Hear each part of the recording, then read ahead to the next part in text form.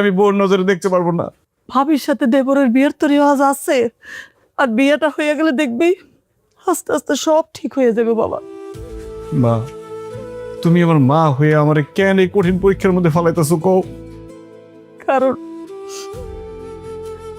আমার শফিকে, আমার বড় ছেলেটার সহায় সম্পত্তি তো আমার রক্ষা করতে হইব।